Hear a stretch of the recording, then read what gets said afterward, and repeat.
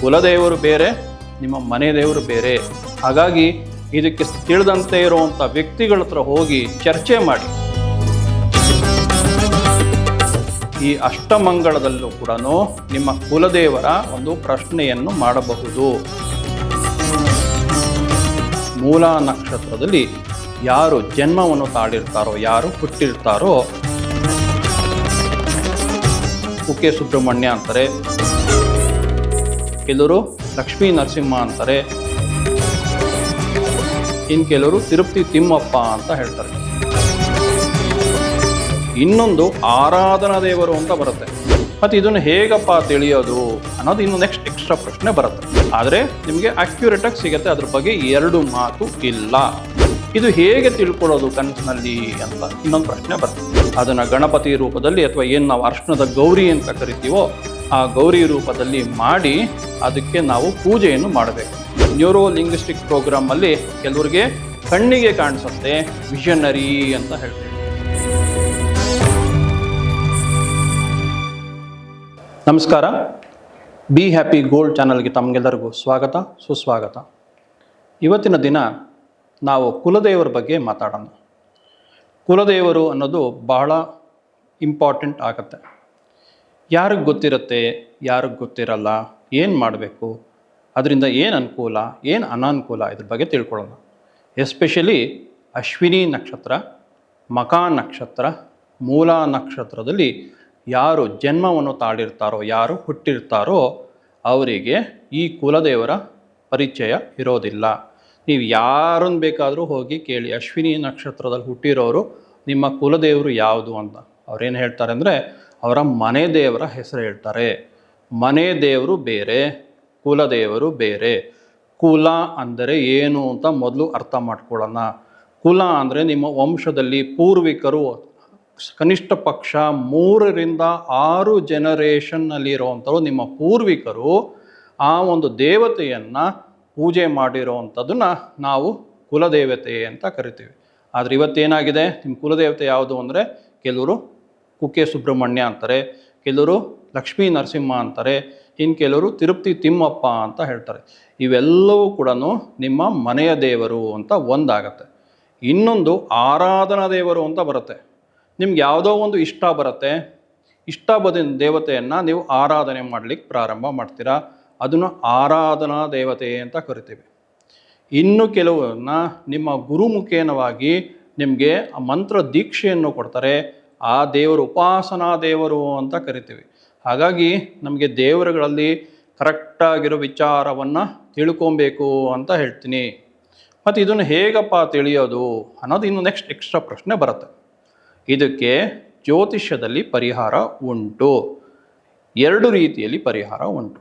ಅಷ್ಟಮಂಗಳ ಅಂತ ಕರಿತೇವೆ. ಈ ಅಷ್ಟಮಂಗಳದಲ್ಲೂ ಕೂಡ ನಿಮ್ಮ ಕುಲದೇವರ ಒಂದು ಪ್ರಶ್ನೆಯನ್ನು ಮಾಡಬಹುದು.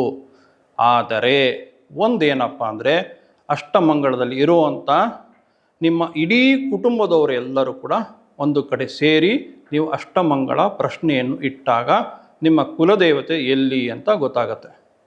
ಆದರೆ ಇವತ್ತು ಎಲ್ಲರೂ ಒಟ್ಟಿಗೆ ಸೇರೋದು, ಅಣ್ಣ ತಮ್ಮಂದಿರಿರ್ಬೋದು, ಇನ್ನೊಬ್ಬರು ಮತ್ತೊಬ್ಬರು ಇರುವಂಥ ದೊಡ್ಡಪ್ಪ, ಚಿಕ್ಕಪ್ಪ, ಚಿಕ್ಕಮ್ಮ, ಮಾವ, ಈ ಥರ ಇರೋರೆಲ್ಲರೂ ಕೂಡ ಒಟ್ಟಿಗೆ ಸೇರಬೇಕು ಅಂದರೆ ಕಪ್ಪೆನ ತಕ್ಕಡಿಗೆ ಹಾಕ್ದಂಗೆ ಆಗತ್ತೆ. ಇವತ್ತು ಕಷ್ಟ ಇದೆ ಅಂತ ಹೇಳಲಿಕ್ಕೆ ಬಂದಿರೋದು. ಸೊ ಹಾಗಾಗಿ ಇದು ಮತ್ತು ಇನ್ನೊಂದು ಏನಪ್ಪ ಭಾಗ ಅಂದರೆ ನಿಮ್ಮ ಅಷ್ಟಮಂಗಳ ಅಂತಂದರೆ ನಿಮ್ಮ ಎಕ್ಸ್ಪೆನ್ಸಿವ್ ಇರತ್ತೆ ನೋಡಿ, ಅದು ಖರ್ಚು ವೆಚ್ಚ ಸ್ವಲ್ಪ ಜಾಸ್ತಿ. ಮಧ್ಯಮ ವರ್ಗದವರಿಗೆ, ಅದರಿಂದ ಸ್ವಲ್ಪ ಕೆಳಗಿರೋರಿಗೆ ಅಥವಾ ಬಡತನ ಇರೋರಿಗೆ, ಯಾರು ಕಷ್ಟದಲ್ಲಿ ಇರ್ತಾರೋ ಅವ್ರಿಗೆ ಅದನ್ನು ಅಫೋರ್ಡ್ ಮಾಡಲಿಕ್ಕೆ ಸ್ವಲ್ಪ ಕಷ್ಟ ಆಗುತ್ತೆ. ಆದರೆ ನಿಮಗೆ ಅಕ್ಯುರೇಟಾಗಿ ಸಿಗುತ್ತೆ, ಅದ್ರ ಬಗ್ಗೆ 2 ಮಾತು ಇಲ್ಲ. ಆದರೆ ಸಮಸ್ಯೆ ಏನಪ್ಪ ಅಂದರೆ ನನಗೆ ಹಣದ ಅಭಾವ ಇದೆ. ಈ ಹಣದ ಅಭಾವ ಇದ್ದಾಗ ನನ್ನ ಕುಲದೇವರನ್ನ ಅಥವಾ ಅಷ್ಟಮಂಗಳ ಶಾಸ್ತ್ರವನ್ನು ಕೂಡ ತಿಳ್ಕೊಳ್ಳಿಕ್ಕೆ ಕಷ್ಟ ಆಗತ್ತೆ. ಮತ್ತೇನು ಪರಿಹಾರ? ಅತ್ಯಂತ ಸುಲಭವಾಗಿರುವಂಥ ಪರಿಹಾರಗಳನ್ನು ನಮ್ಮ ಪೂರ್ವಿಕರು ಋಷಿಮುನಿಗಳು ಕೊಟ್ಟಿದ್ದಾರೆ. ಅದನ್ನು ನಾವು ಉಪಯೋಗಿಸಿಕೊಂಡ್ರೆ ನಮ್ಮ ಕನಸಿನಲ್ಲೇ ದೇವತೆಗಳು ಬಂದು ನಿಮ್ಮ ಕುಲದೇವರು ಎಲ್ಲಿದ್ದಾರೆ ಅಂತ ನಿಮಗೆ ಅಸ್ಪಷ್ಟವಾದ ಅಥವಾ ಸ್ಪಷ್ಟವಾಗಿ ಕೂಡ ಗೊತ್ತಾಗತ್ತೆ. ಒಂದು ಕನಸಿನ ರೂಪದಲ್ಲಿ, ಇನ್ನೊಂದು ಯಾರೋ ಒಬ್ಬರು ಬಂದು ಯಾವುದೋ ಒಂದು ಸನ್ನಿವೇಶದಲ್ಲಿ ಆ ದೇವರ ಬಗ್ಗೆ ನಿಮಗೆ ವಿಚಾರಗಳನ್ನು ತಿಳಿಸ್ತಾ ಬರ್ತಾರೆ. ಇದು ಹೇಗೆ ತಿಳ್ಕೊಳ್ಳೋದು ಕನಸಿನಲ್ಲಿ ಅಂತ ಇನ್ನೊಂದು ಪ್ರಶ್ನೆ ಬರುತ್ತೆ. ಇದಕ್ಕೆ ಮಾಡಬೇಕಾಗಿರೋದು ಒಂದು ಇದೆ ವಿಧಾನ. ಹುತ್ತ ಇರುತ್ತಲ್ವ, ಹುತ್ತದ ಮಣ್ಣನ್ನು ತಗೊಬೇಕಾಗತ್ತೆ. ಹುತ್ತದ ಮಣ್ಣನ್ನು ತಗೊಂಡು ಅದನ್ನು ಗಣಪತಿ ರೂಪದಲ್ಲಿ ಅಥವಾ ಏನು ನಾವು ಅರ್ಶನದ ಗೌರಿ ಅಂತ ಕರಿತೀವೋ ಆ ಗೌರಿ ರೂಪದಲ್ಲಿ ಮಾಡಿ ಅದಕ್ಕೆ ನಾವು ಪೂಜೆಯನ್ನು ಮಾಡಬೇಕು. ಹೇಗೆ ಯಾವಾಗ ಮಾಡಬೇಕು? ಯಾವುದಾದ್ರೂ ಒಂದು ಬುಧವಾರ. ಯಾವ ಬುಧವಾರ ನಾವು ಮಾಡಬೇಕಾಗಿರೋ? ಶುಕ್ಲ ಪಕ್ಷದ ಮೊದಲ ಬುಧವಾರ ನೀವು ಆ ಪೂಜೆಯನ್ನು 21 ದಿನಗಳ ಕಾಲ ನಿರಂತರವಾಗಿ ಮಾಡಬೇಕಾಗತ್ತೆ. ಅದಕ್ಕೆ ಕ್ರಮ ಇದೆ. ಆ ಕ್ರಮವನ್ನು ಹೆಚ್ಚಿನ ವಿಚಾರ ತಿಳ್ಕೊಬೇಕು ಅಂದರೆ, ಯಾಕೆಂದರೆ ಯಾರಿಗೆ ಇದು ಅವಶ್ಯಕತೆ ಇದೆಯೋ ಅವರು ಮಾತ್ರ ನನ್ನ ಕಾಂಟ್ಯಾಕ್ಟ್ ಮಾಡ್ತು ಅಂದರೆ ಆ ವಿಚಾರವನ್ನು ಸವಿಸ್ತಾರವಾಗಿ ಹೇಳ್ತೀನಿ. ಅದನ್ನು ತಿಳ್ಕೊಂಡು ನೀವು ಆಚರಣೆ ಮಾಡಿದ್ರೆ ನಿಮಗೆ ನಿಮ್ಮ ಕುಲದೇವರ ಈ ವಿಚಾರವನ್ನು ಕನಸಿನಲ್ಲಿ ಸಾಮಾನ್ಯವಾಗಿ ಮುಂಜಾನೆ 4 ರಿಂದ 5 ಗಂಟೆ ಒಳಗೆ ನಿಮಗೆ ಕನಸಿನಲ್ಲಿ ಗೋಚರ ಆಗುತ್ತೆ. ನಾನು ಎಷ್ಟೋ ಜನಕ್ಕೆ ಹೇಳ್ಕೊಟ್ಟಿರೋರಿಗೆ ಅವರಿಗೆ ಆ ಸ್ಥಳದ ಒಂದು ಹೆಸರು ಯಾವುದೋ ಒಂದು ಊರಿನಲ್ಲಿ ಈ ಥರ ಒಂದು ಬೋರ್ಡ್ ರೀತಿಯಲ್ಲಿ ಕಾಣಿಸುತ್ತೆ. ಇನ್ನು ಕೆಲವರಿಗೆ ಶಿಖರ ಕಾಣಿಸುತ್ತೆ, ಇನ್ನು ಕೆಲವರಿಗೆ ಗುಡ್ಡ ಕಾಣಿಸುತ್ತೆ, ಇನ್ನು ಕೆಲವರು ಯಾರೋ ಬಂದು ಅವರಿಗೆ ಹೇಳಿದಂಥ ಒಂದು ರೀತಿಯಲ್ಲಿ ಭಾಸವು ಕೂಡ ಆಗುತ್ತೆ. ಕೆಲವೊಮ್ಮೆ ಅಶಿರವಾಣಿ ಅಂತ ಹೇಳ್ತೀವಿ. ಅಶಿರವಾಣಿ ಅಂತಂದರೆ ವ್ಯಕ್ತಿಗಳು ಯಾರೂ ಕಾಣಿಸೋದಿಲ್ಲ, ವಾಯ್ಸ್ ಮಾತ್ರ ಕೇಳಿಸುತ್ತೆ. ಇದನ್ನೇ ನಾವು NLPನಲ್ಲಿ ಏನು ಹೇಳ್ತೀವಿ ಅಂದರೆ ನ್ಯೂರೋ ಲಿಂಗ್ವಿಸ್ಟಿಕ್ ಪ್ರೋಗ್ರಾಮಲ್ಲಿ ಕೆಲವ್ರಿಗೆ ಕಣ್ಣಿಗೆ ಕಾಣಿಸುತ್ತೆ, ವಿಷನರಿ ಅಂತ ಹೇಳ್ತೀವಿ. ಇನ್ನು ಕೆಲವ್ರಿಗೆ ಕೇಣಿಸುತ್ತೆ, ಅಶಿರವಾಣಿ ಅಂತ ಹೇಳಿದ್ನಲ್ಲ ಆಡಿಟರಿ ಅಂತ ಹೇಳ್ತೀವಿ, ಅಂದರೆ ಅವರಿಗೆ ಕೇಣಿಸುತ್ತೆ. ಇನ್ನು ಕೆಲವರಿಗೆ ಕೈನೆಸ್ಟಿಕ್ ಅಂದರೆ ಫೀಲ್ ಆಗುತ್ತೆ, ಅದರ ಅನುಭವಕ್ಕೆ ಬರುತ್ತೆ. ಈ ರೀತಿಯಾದಂಥ ಅನುಭವದಲ್ಲಿ ಬಂದಾಗಲೂ ಕೂಡ, ಅಥವಾ ನೀವು ಸಡನ್ನಾಗಿ ಯಾವುದೋ ಒಂದು ಪೇಪರ್ ಓದ್ತಾ ಇರ್ತೀರ, ಆ ಪೇಪರ್ನಲ್ಲಿ ಆ ಒಂದು ದೇವಸ್ಥಾನದ ಒಂದು ಉಲ್ಲೇಖನ ಕೂಡ ಸಿಗ್ಬೋದು. ಎಲ್ಲೋ ಒಂದು ನಿಮಗೆ ಕನೆಕ್ಷನ್ ಸ್ಟಾರ್ಟ್ ಆಗುತ್ತೆ. ಅಂದರೆ ತಾಯಿ ತನ್ನ ಮಗುವಿನ ಒಂದು ಕರಳ ಸಂಬಂಧ ಹೇಗಿರುತ್ತೋ ಆ ರೀತಿಯಾಗಿ, ಹೌದಲ್ಲ ನನಗಿದು ಅದೇ ಇರಬೇಕು, ನನಗೆಲ್ಲೋ ಒಂದು ಕಡೆ ನನಗೆ ಸೂಕ್ತವಾಗಿರೋ ಮನಸ್ಸಿನಲ್ಲಿ ಅದು ಜಾಗೃತಗೊಳ್ಳೋಕ್ಕೆ ಸ್ಟಾರ್ಟ್ ಆಗುತ್ತೆ. ಹೀಗಾಗಿ ಅಥವಾ ನೀವು ಆ ಕ್ಷೇತ್ರಕ್ಕೆ ಹೋದಾಗ ನಿಮಗೆ ನಿಜವಾಗ್ಲೂ ಕೂಡ ನಿಮ್ಮ ತಾಯಿಯನ್ನು ನೋಡಿದಾಗ ಯಾವ ರೀತಿಯಾಗಿ ಫೀಲ್ ಆಗುತ್ತೆ. ಅಂದ್ಕೊಳ್ಳೋ ಉದಾಹರಣೆಗೆ ಒಂದು ಮಗು ಯಾವುದೋ ಒಂದು ಕಾರಣದಿಂದ ಬೇರೆ ಊರದಲ್ಲಿ ಓದ್ತಾ ಇದೆ ಅಂತ ಅಂದ್ಕೊಳ್ಳೋಣ.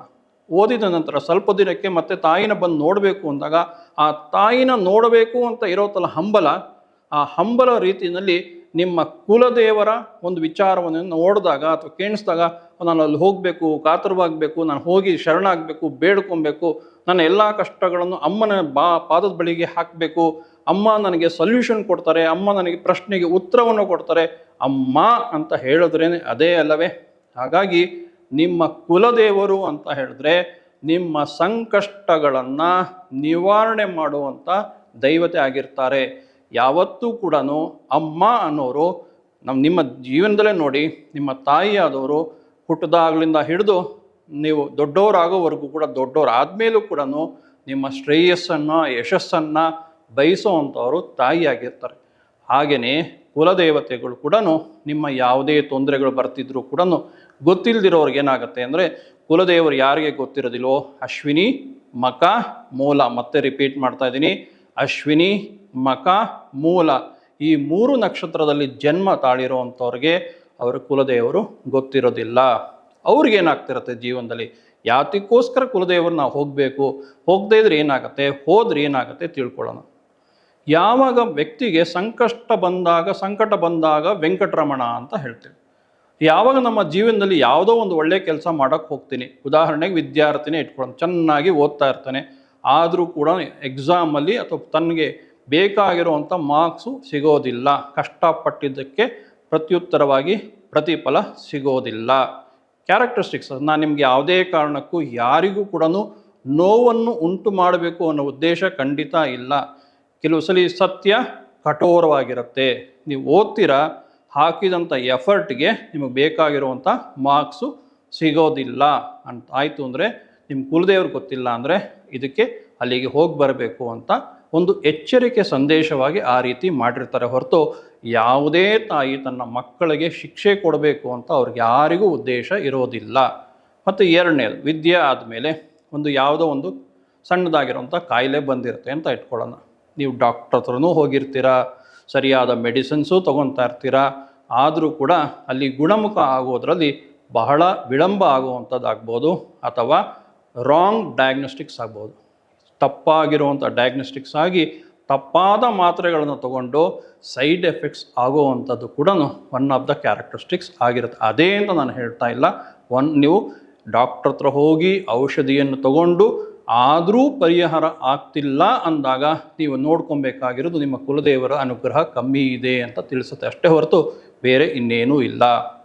ಹಾಗೆ ನೀವು ಕೆಲಸ ಮಾಡ್ತಾ ಇದ್ದೀರಾ, ನೀವು ಕೆಲಸ ಮಾಡ್ತಿದ್ರು ಕೂಡ ನಿಮ್ಮ ಬಾಸಿಂದ ಅಥವಾ ನಿಮ್ಮ ಸೀನಿಯರ್ಸಿಂದ ಅಪ್ರಿಸಿಯೇಷನ್ ಬರ್ತಾ ಇಲ್ಲ, ಅಥವಾ ಇನ್ಕ್ರಿಮೆಂಟ್ ಸಿಗ್ತಾ ಇಲ್ಲ, ಅಥವಾ ಆ ಕೆಲಸದಲ್ಲಿ ನಿಮಗೆ ಸಂತೋಷ ಕೊಡ್ತಾ ಇಲ್ಲ. ಬಿಸ್ನೆಸ್ ಮಾಡ್ತಾ ಇದ್ದೀರಾ, ಬಿಸ್ನೆಸ್ ಮಾಡ್ತಾ ಇದ್ದರೂ ಕೂಡ ಆ ಬಿಸ್ನೆಸ್ಗೆ ಪ್ರತಿಫಲ ಏನು ಬರಬೇಕೋ ಅದು ಬರ್ತಾ ಇಲ್ಲ ಅಂತಂದ್ರೂ ಕೂಡ ಅಲ್ಲಿ ಕಾರಣವಾಗಿರುತ್ತೆ. ಹಾಗೆಯೇ ನಮಗೆ ಇವತ್ತೆಲ್ಲರಿಗೂ ಗೊತ್ತಿರೋವಂಥದ್ದು ಇನ್ನೊಂದೇನಪ್ಪ ಅಂದರೆ ವಿವಾಹಕ್ಕೆ ಸಂಬಂಧಪಟ್ಟಿದ್ದಂಥದ್ದು. ವಿವಾಹದಲ್ಲೂ ಕೂಡ ಅನೇಕ ಕಾರಣಗಳು ಬರುತ್ತೆ. ನಾಗದೋಷನೂ ಬರುವಂಥದ್ದಾಗತ್ತೆ, ಹಾಗೆ ಪಿತೃಗಳ ಶಾಪವನ್ನು ಬರುವಂಥದ್ದಾಗತ್ತೆ. ಹಾಗೆಯೇ ಕುಲದೇವರ ಅನುಗ್ರಹತೆ ಇಲ್ಲ ಅಂತ ಹೇಳಿದಾಗಲೂ ಕೂಡ ಮದುವೆ ವಿಚಾರದಲ್ಲಿ ವಿಳಂಬ ಆಗುವಂಥದ್ದು, ಮದುವೆ ಆದ ನಂತರವೂ ಕೂಡ ದಂಪತಿಗಳಲ್ಲಿ ಒಂದು ರೀತಿಯಾದ ಭಿನ್ನಾಭಿಪ್ರಾಯಗಳು ಕೂಡ ಉಂಟಾಗುವಂಥದ್ದು, ಅಥವಾ ನಂತರ ಮಕ್ಕಳಾಗಬೇಕಾದ್ರೂ ಕೂಡ ಸ್ವಲ್ಪ ತೊಂದರೆ ಆಗುವಂಥದ್ದು ಉಂಟಾಗತ್ತೆ ಅಂತ ಹೇಳ್ತೀನಿ. ಅಂದರೆ 12 ರಾಶಿಗಳಲ್ಲೂ ಬರುವಂಥ ಆರೋಗ್ಯದಲ್ಲಿರ್ಬೋದು, ಐಶ್ವರ್ಯದಲ್ಲಿರ್ಬೋದು, ವಿದ್ಯೆಯಲ್ಲಿರ್ಬೋದು, ಮದುವೆನಲ್ಲಿರ್ಬೋದು, ಬಿಸ್ನೆಸ್ಸಲ್ಲಿರ್ಬೋದು, ಏಳಿಗೆ ಇರ್ಬೋದು, ಯಾವುದೇ ವಿಚಾರದಲ್ಲೂ ಕೂಡ ಕುಲದೇವರ ಅನುಗ್ರಹ ಇಲ್ಲ ಅಂತ ಹೇಳಿದಾಗ ಸ್ವಲ್ಪ ನೀವು ಮುಂದಕ್ಕೆ ಹೋಗ್ತಾ ಇರ್ತೀರ, ಇಲ್ಲ ನಾನು ಹೇಳೋದಿಲ್ಲ. ಆದರೆ ಪೂರ್ತಿ ಉನ್ನತ ಮಟ್ಟಕ್ಕೆ ಏರಿ, ಅಂದರೆ ಒಂದು ಗುರಿಯನ್ನು ಸಾಧಿಸುವಂಥದ್ದು ಅಥವಾ ಸೆಟ್ಲಾದೆ ಅಂತ ಏನು ಹೇಳ್ತೀವಿ, ಎಲ್ಲರೂ ಕೂಡ ಏನು ಯೋಚನೆ ಮಾಡ್ತಿರ್ತಾರೆ, ನಾನು ಓದ್ಬಿಟ್ಟು ನನ್ನ ಜೀವನದಲ್ಲಿ ಸೆಟ್ಲಾಗಿ ನಾನು ಚೆನ್ನಾಗಿರಬೇಕು ಅಂತ. ಆ ಸೆಟ್ಲ್ಮೆಂಟ್ ಅನ್ನೋದೇ ಕ್ವಶ್ಚನ್ ಮಾರ್ಕ್ ಆಗಿರುತ್ತೆ. ಈ ಕ್ವಶ್ಚನ್ ಮಾರ್ಕ್ನ ಅಡ್ರೆಸ್ ಮಾಡಬೇಕಾಗಿರೋದು ಎಲ್ಲಪ್ಪ ಅಂತ ಹೇಳಿದ್ರೆ ನಿಮ್ಮ ಕುಲದೇವರು ಅಂತ ಹೇಳಲಿಕ್ಕೆ ಬಯಸ್ತಾ ಇದ್ದೀನಿ. ಹೀಗಾಗಿ ಈ ರೀತಿಯಾಗಿರುವಂಥ ಕುಲದೇವರನ್ನ ಅನುಗ್ರಹವನ್ನು ಪಡೆದು ನಿಮ್ಮ ಜೀವನದಲ್ಲಿ ಬದಲಾವಣೆಯನ್ನು ಪಟ್ಟು ನಿಮಗೆ ಬೇಕಾಗಿರುವಂಥ ಆ ಒಂದು ಏನು ನಿಮ್ಮ ಸ್ಟೆಬಿಲಿಟಿ ಅಂತ ಕರಿತೀವೋ ಆ ಸ್ಟೆಬಿಲಿಟಿ ಸಿಗೋದಕ್ಕೆ ನಿಮ್ಮ ಕುಲದೇವರ ಅನುಗ್ರಹವನ್ನು ನೀವು ಪಡಿಬೇಕು ಅಂತ ಹೇಳ್ತೀನಿ. ಮತ್ತೊಮ್ಮೆ ಹೇಳ್ತಾ ಇದ್ದೀನಿ, ಕುಲದೇವರು ಬೇರೆ, ನಿಮ್ಮ ಮನೆ ದೇವರು ಬೇರೆ. ಹಾಗಾಗಿ ಇದಕ್ಕೆ ತಿಳಿದಂತೆ ಇರುವಂಥ ವ್ಯಕ್ತಿಗಳ ಹತ್ರ ಹೋಗಿ ಚರ್ಚೆ ಮಾಡಿ. ನಾನು ಹೇಳ್ತಿರೋದು ಸರಾಸಗಟಾಗಿ ನೀವು ಒಪ್ಕೊಂಬೇಡಿ, ಚರ್ಚೆ ಮಾಡಿ. ವಿದ್ವಾಂಸರು ಇದ್ದೇ ಇರ್ತಾರೆ, ಮರಕ್ಕಿನ್ನ ಮರ ದೊಡ್ಡದು ಅಂತ. ಹಾಗಾಗಿ ನಾನು ಹೇಳಿದೆ ಇದಮಿತ್ತಂ ಅಂತ ಕೂಡ ನಂಬಬೇಡಿ. ಆದಿ ಶಂಕರಾಚಾರ್ಯರು ಹೇಳಿದರೆ ಪ್ರತಿಯೊಂದು ಕೂಡ ನಾವು ಕೂಲಂಕುಷವಾಗಿ ನಾವು ತಿಳ್ಕೊಬೇಕು, ಅಧ್ಯಯನ ಮಾಡಬೇಕು. ಅಧ್ಯಯನ ಮಾಡಿದ ನಂತರವೇ ಅದು ನಿಮಗೆ ಸರಿ ಅಂತ ಅನಿಸಿದರೆ ಮಾತ್ರ ಅದನ್ನು ಒಪ್ಕೊಳ್ಳಿ. ನಾನು ಹೇಳಿದೆ ಅಂತ ಹೇಳಿ ನೀವು ಖಂಡಿತ ಒಪ್ಪೋದು ಬೇಡ. ನೀವು ಮಾಡಿ ನೋಡಿ, ನಿಮಗೆ ಮಾಡಿ ನೋಡಿದಾಗ ಅನುಕೂಲ ಆಯಿತು ಅಂದರೆ ಅದನ್ನು ನೀವು ಉಪಯೋಗಿಸಿ ಅಂತ ಹೇಳಲಿಕ್ಕೆ ಬಯಸ್ತಾ ಇದ್ದೀನಿ. ಈ ಥರ ತುಂಬ ಅನೇಕ ವಿಚಾರಗಳಿದೆ. ಹಂತ ಹಂತವಾಗಿ ಒಂದೊಂದೇ ವಿಚಾರವನ್ನು ನಿಮ್ಮೊಂದಿಗೆ ಹಂಚ್ಕೊತೀನಿ ಅಂತ ಹೇಳ್ತಾ ಇವತ್ತಿಗೆ ಈ ಕಾರ್ಯಕ್ರಮ ಇಲ್ಲಿಗೆ ಮುಗಿಸೋಣ ಅಂತ ಹೇಳ್ತಾ ಮುಗಿಸ್ತಾ ಇದ್ದೀನಿ. ಎಲ್ಲರಿಗೂ ಶುಭವಾಗಲಿ. ನಮಸ್ಕಾರ.